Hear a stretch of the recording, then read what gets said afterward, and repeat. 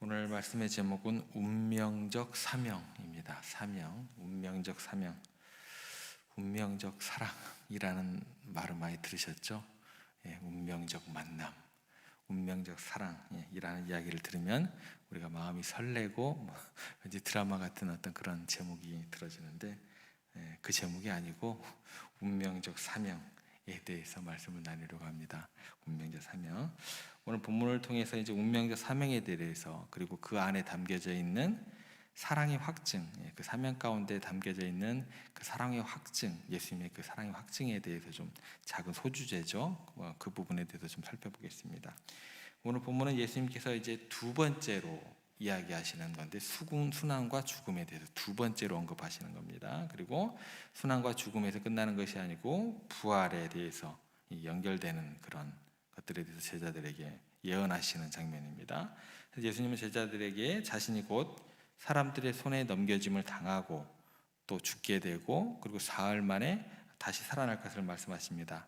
이미 한 번 말씀하셨습니다. 근데 제자들이 여전히 그 의미를 깨닫지 못하고 있었기 때문에 다시 한번 중요한 사실이기 때문에 강조를 하시는 그런 내용으로 연결됩니다. 여기서 그치지 않죠? 또 한 번 더 말씀하십니다. 아무튼 제자들과 우리에게 주시는 중요한 메시지가 담겨 있습니다. 단순한 예고가 아니다라는 거예요. 예언이 아니고 중요한 메시지가 담겨져 있다라는 것입니다. 그래서 먼저 생각해 볼 것이 있습니다. 이 위치가 어느냐는 거예요. 지금 이 두 번째 예언을 하시는 이 두 번째 말씀이 나오는 그 위치가 어딘가라고 좀 생각을 해봐야 될 것 같습니다. 성경을 읽으실 때 앞뒤 전후 문맥을 살펴보는 것이 하나님의 마음을 이해하는 데 굉장히 중요한 역할을 합니다. 그래서 예수님께서 이 예언을 하신 위치는 우리가 지금까지 쭉 살펴봤던 것처럼 변화산에서 엄청난 영광스러운 모습을 보이신 후에 또 귀먹고 말 못하는 귀신들의 아이를 치유하는 기적을 일으키시면서 그리고 그 능력이 주님께서는 기도를 통해서 나타난다 이야기를 하십니다. 마가복음에는 그래도 언급이 안 됐지만 마태복음 17장에는 예수님의 능력이 기도를 통해서 나타난다고 말씀하시면서 거기에 나오는 말씀이 뭐냐면 믿음이 겨자씨만하 해도 그 믿음이 산을 옮길 만한 그런 믿음이 된다라는 내용까지 연결되어 있습니다. 이 내용을 전체적으로 다 마음 가운데 두시고 생각 가운데 두시고 따라오셔야 됩니다. 믿음의 중요성을 강조하셨다라는 거예요.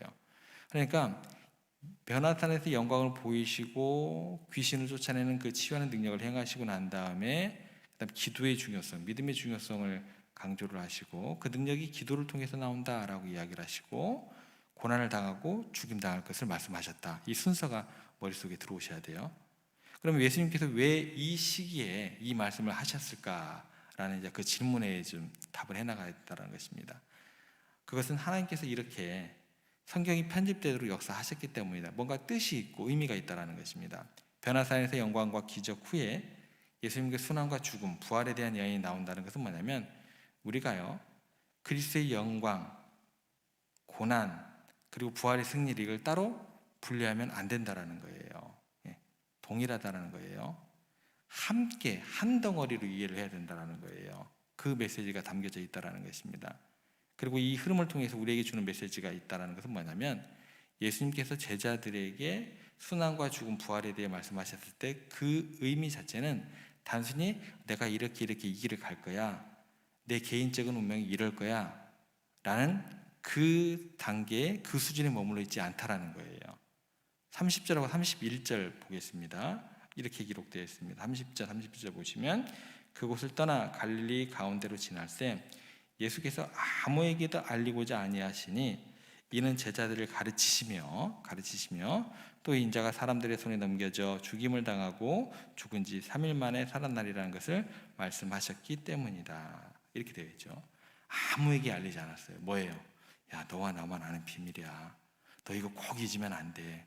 뭔가 예수님의 진실성이 담겨 있고 뭔가 예수님의 의도가 담겨 있다는 거죠. 갈릴리를 지나시면서 제자들과만의 특별한 시간을 가지신 거예요. 그 영광도 보여주셨죠. 또 고치시는 그 능력도 보여주셨죠. 기도 외에는 이런 것이 나가지 않는다는 이야기도 하셨죠. 특별한 시간을 가지신 거예요. 특별히 그리고 가르치고자 하는 그런 간절한 내용이 담겨져 있다라는 것입니다.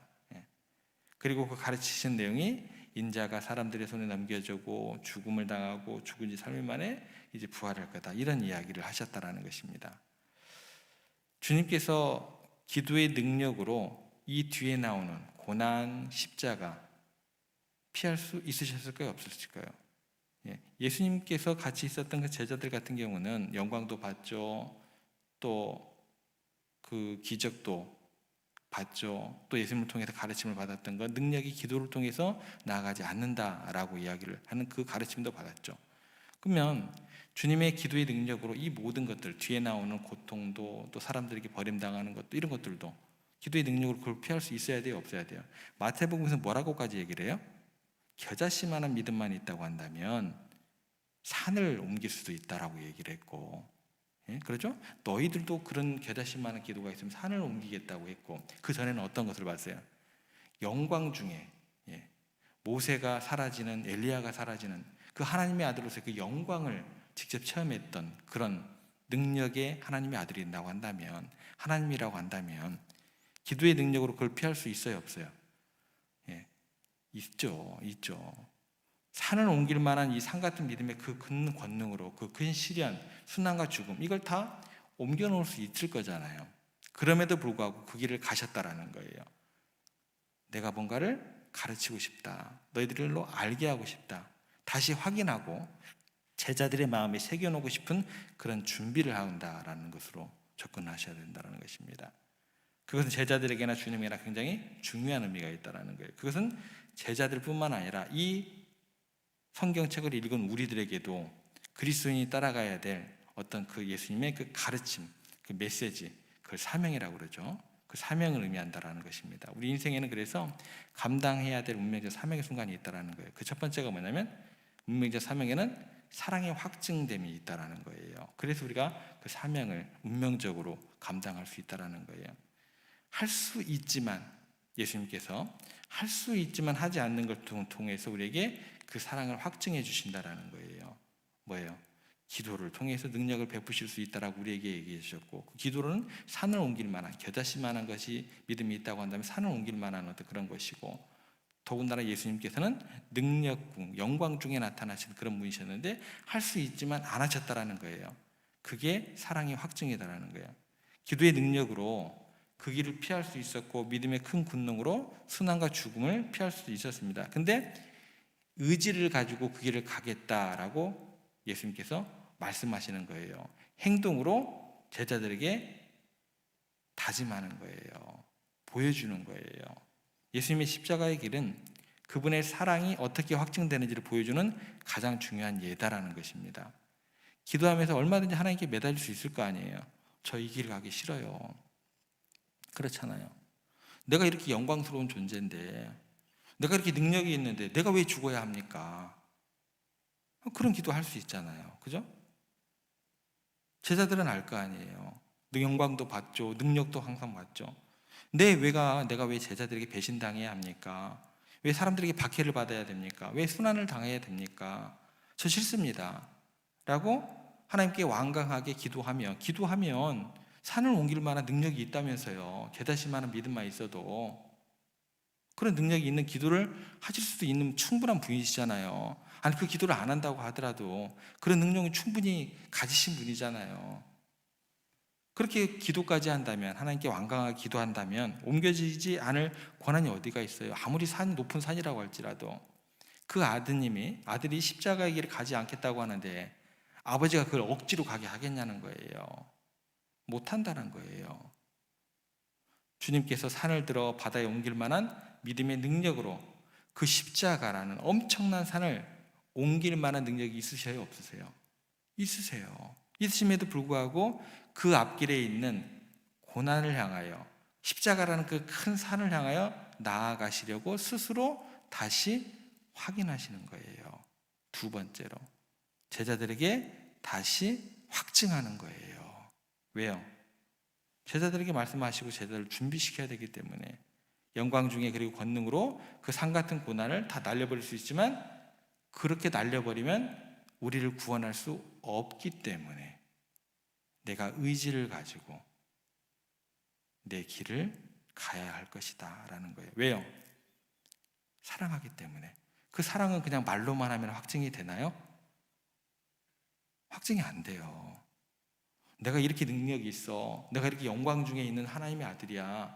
너희들마저도 기도하면 모든 것들이 그렇게 해결되는데 계자실 만한 것들도 산을 옮길 만한 믿음이 되는 건데, 내가 그걸 다 보여줬지만서도 내가 너희들 사랑하기 때문에 내가 그것을 갖다 피해버리면, 내가 산을 옮겨버리면 구원이 주어지지 않기 때문에, 사랑이 확증이 되지 않기 때문에, 내가 너희를 너무나 사랑하기 때문에 피할 수 있는데도, 누릴 수 있는데도, 영광 중에 거할 수 있는데도 불구하고 내가 피하지 않겠다라는 거예요.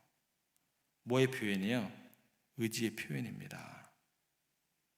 한 덩어리로 가요. 한 덩어리로. 따로따로가 안 됩니다. 뻔히 알면서도 가는 이유는 내가 너희를 이렇게 사랑한다. 누구에게 더 강하게 인식시키는 거예요. 제자들에게. 한 덩어리로 놓고 보면 우리들도 말씀이 이렇게 우리에게 다가와야 되는구나 라는 것을 깨닫게 되는 거죠. 거듭 사랑을 확인하시고 예수님 자신도 스스로 어떻게 돼요? 계속해서 이들을 위해서 내가 죽음의 길을 가야 된다. 죽음의 길을 가야 된다. 그렇게 스스로 기도로서 또 마음으로써 기도함으로 그렇게 다짐하고 계신다라는 거예요. 두 번째, 세 번째 이렇게요. 힘이 없어서 억지로 당하시는 것이 아니라 알면서도 피할 능력이 있으면서도 그 길을 가기 때문에 그게 사랑이고 그게 능력이 되는 것입니다. 여러분, 우리는요 사랑의 진실성을 확인하는 방법이 바로 여기 있다는 거예요. 그래서 예수님께서 기도를 어떻게 하시는가? 겟세마네 기도를 이렇게 하시는 거죠. 이게 능력의 기도라는 거예요. 기도 외에는 이런 요가 나갈 수 없느니라. 그 능력이라는 것은 어느 한 측면으로 바라봤을 때는 우리들은요 고쳐지는 게 능력이에요. 예수님의 기도의 측면은 그 측면만 있는 게 아니에요.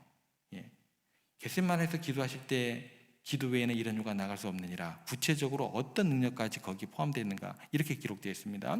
마태복음 26장 39절. 내 아버지여, 만일 할 만하시거든 이 잔을 내게서 지나가게 하옵소서. 그러나 나의 원대로 마시옵고 아버지 원대로 하옵소서. 이렇게 기도하셨어요. 이 기도는 뭐냐면 예수님이 고난의 길을 피할 수 있는 능력이 있었지만 그걸 능력을 행해요, 안 행해요? 제자들은 알 거 아니에요. 여러분은 알 거 아니에요. 예수님께서 그냥 힘이 없어서 그냥 끌려다니시면서 아이고 붙잡혀 가셔가지고 십자가에 못 박혀 돌아가신 거다라고 우리가 감히 이야기할 수 있냐는 거예요. 이 내용을 전체적으로 알고 있을 때 제자들 같은 경우에더라도 피할 수 있는 능력이 있었지만 하나님의 뜻에 순종하여 그 길을 가기로 결심하셨음을 보여줬다라는 거예요. 엄청난 기도라는 거예요. 능력의 기도라는 거예요. 예수님께서 우리를 너무나 사랑하시기 때문에 그 고난과 죽음을 기꺼이 받아드셨다. 이게 뭐예요? 사랑의 확증이 되는 것입니다. 구약의 아브라함과 이삭의 이야기도 사랑의 확증이 보여집니다. 하나님께서 아브라함에게 그의 아들 이삭을 번제로 바치라고 명령을 하셨을 때 아브라함이 하나님의 그 약속의 말씀을 믿고 순종하며 그 명령을 따랐습니다. 아브라함이 이삭을 바치기 위해서 모리아 산으로 올라갔고, 그런데 그곳 가운데는 미리 예비되어 있던 양이 있었고, 그리고 그 말씀에 순종하며 행함을 가졌던 아브라함의 그 순종과 믿음을 내가 이제야 네가 나를 경외하는 줄 아노라. 그 행동은 그의 사랑과 신뢰를 하나님께 확증하는 그런 모습으로 나아갔다라는 것입니다.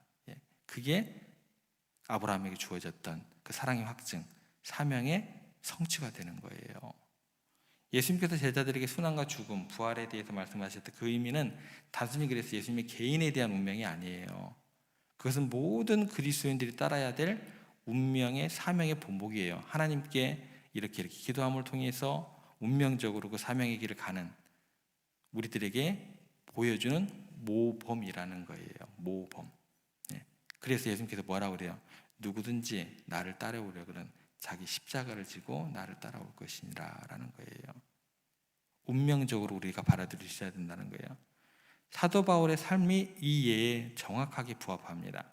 바울은 예수님을 만난 후에 자신의 삶을 완전히 바꾸고 복음을 전파하는 사명을 감당했습니다. 그는 수많은 고난과 박해를 받았지만 그 사명을 포기하지 않았습니다. 그래서 바울이 고린도후서 11장에서 자신이 겪은 모든 고난을 열거하면서 자신의 사명이 얼마나 소중한지를 이렇게 보여줘요. 그 내용이 이렇습니다. 나중에 한번 읽어보세요. 그 내용 가운데 이런 내용이 나옵니다. 매를 맞고 투옥되고 돌에 맞고 배를 타고 여러 번 조난당하고 강도의 위험, 동족의 위험, 이방인의 위험, 도시의 위험, 광야의 위험, 바다의 위험, 거짓 형제들의 위험을 겪었고 수고와 고생, 저주, 잠을 못 이루고 굶주리고 목마르고 여러 번 굶주리고 추위와 헐벗음을 당했다.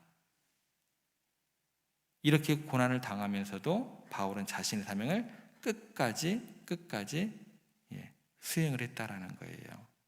그래서 바울은 그리스도의 고난에 동참하는 것이 자신의 사명이라고 확신을 하고 그 길을 갔다라는 것입니다.